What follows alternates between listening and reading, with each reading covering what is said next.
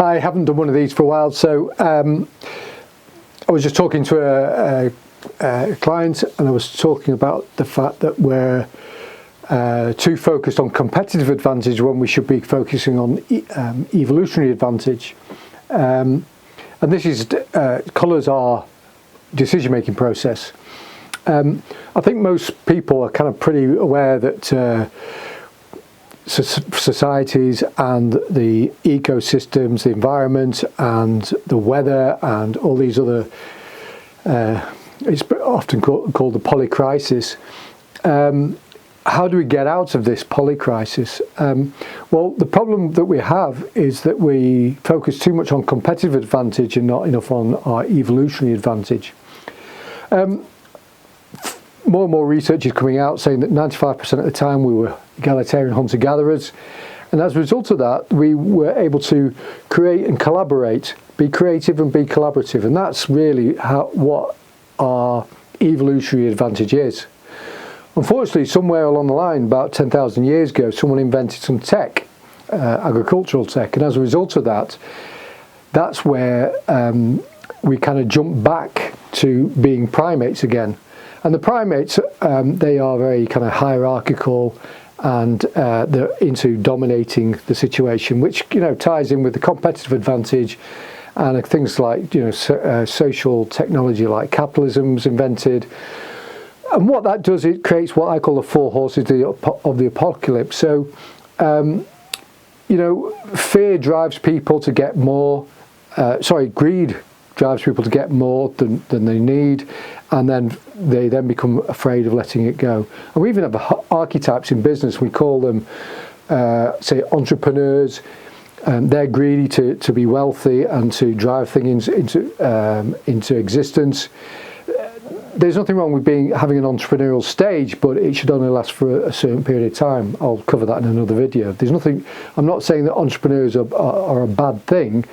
It's a type of thinking, and some people are more suited to that, and they're more entrepreneurial, which is great. They've got a higher tolerance of risk.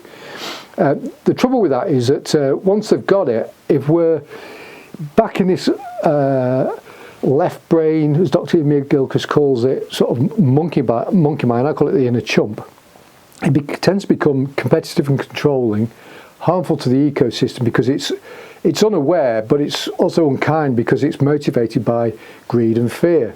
And as a result of that, it's paradigm fixated. So everything seems great when you first do it, but then things start going wrong. And that's what we're finding now, but on a major scale. There's more wars, there's more, wars, there's environmental degradation, inequality, all these sort of things. And as a result of that, the egocentric side, which is driven by motivation of like greed and fear, wanting more wealth, comes at the expense of everything else. All the decision-making models that tend to be proposed quite a lot are along these lines. If we, design-led thinking talks about divergent, convergent, emergent. Well, divergent, convergent, emergent. Divergent, convergent, emergent. Imagine this is social intelligence, cognitive and behavioural intelligence. Don't get too carried away. The map is not the territory, but this tends to be left brain thinking. This tends to be right brain thinking. Left brain thinking is egocentric. What I think and what I want to do. Ecocentric right brain thinking tends to be, creative and collaborative.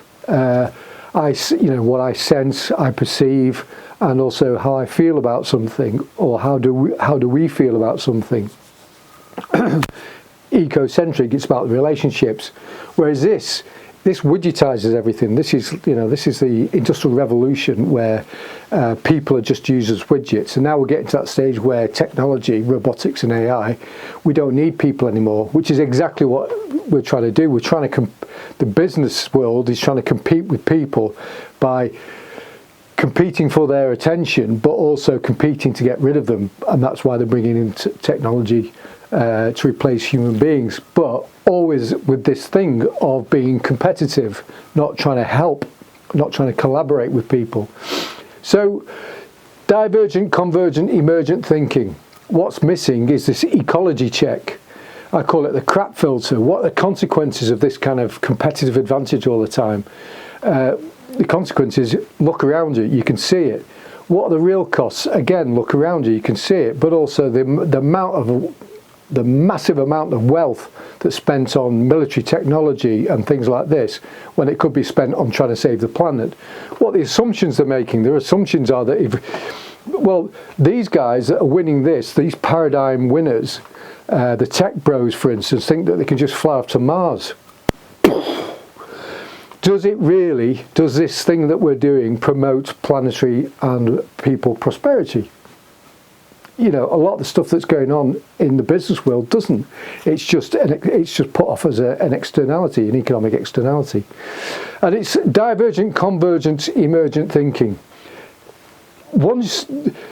If you imagine this is the asymmetrical brain, this is left brain, this is right brain, don't get too carried away or fixated on that. The map is not the territory, but the corpus callosum connects these two halves of the brain, and we need both halves. We just need to use them in the appropriate way. Once you're getting stuck in one side, in the competitive side, competitive and controlling, then it's very difficult to then switch to creative collaboration. You want to win because that's where you drive more wealth. And as a result of that, the bit that we're not doing enough of is this coherence. So we do divergent, convergent, emergent, OODA loop, design-led thinking, plan, do, check, adapt, plan, do, check, adapt, plan, do, check, adapt, OODA loop, observe, orientate,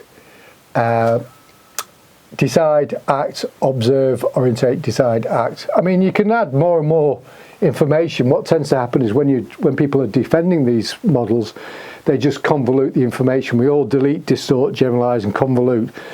And when they're trying to defend these, they start convoluting more. The bit that's missing is a coherent stage. We really need to, and it's adaptable this, but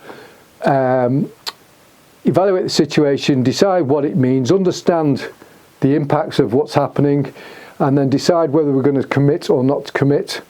And then we go back to evaluate what we're going to do, the options, decide which options work, put them through a crap filter. You know, is this going to promote prosperity for everyone, or is it just for a certain few? And then commit, and then evaluate and keep evaluating. So the bit that's missing, competitive advantage tends to be about think, do, and is driven by motivation. Evolutionary advantage is about creative collaboration, and it's more ecocentric, and it's looking at the whole. So that's basically what we need to do more of when we're making decisions.